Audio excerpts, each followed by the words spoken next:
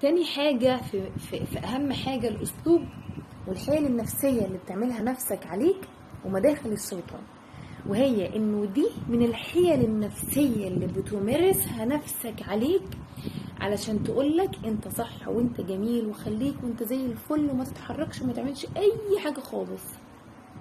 حيلة نفسية عشان ضميرك من جوه مأنبك، ضميرك من جوه مأنبك، عارفة ان انت بتعملي حاجة غلط، وعارفة ان انت مقصرة في حق الله، وعارفة ان ربنا ما يحبش كده، وعارفة ان ربنا ما يحبش انك ما تلبسيش حجابك، وعارفة ان ربنا يحبك انك تبقي محجبة وتصلي وما تشربيش سجاير وكل الكلام ده.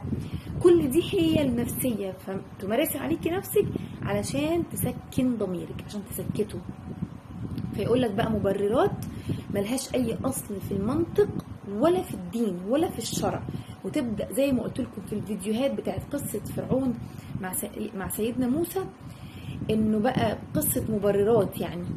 وتبدا بقى تشتغل بهواك، تشتغلي بهواك. يا رايت من اتخذ الهه هواه، ما هو هوى، حبي للزينه ده هوى، حبي ان انا مش عايزه، هوايا بيقول لي ما تقومش تصلي، هوايا بيقول لي ما تلبسيش الحجاب، هوايا بيقول لي ما تبريش ابوكي وامك، هواك بيقول لك حاجات كتير.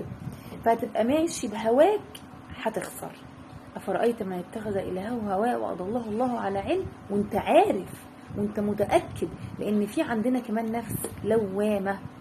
النفس اللوامه دي اللي بتقول لك لا صح، ده كلامه صح، اسلوب واحد بس كلامه صح، بس بيقول قال الرسول، انا عارف ان انا مقصر وانا غلطان. يبقى ده حديثك مع نفسك. فخليكم واعيين وخليكم مركزين للحيل النفسيه اللي بتعملها نفسك عليك، وفي نفس الوقت لمداخل الشيطان علشان ما يضحكش عليك، لانه مش عاوز يدخل النار لوحده.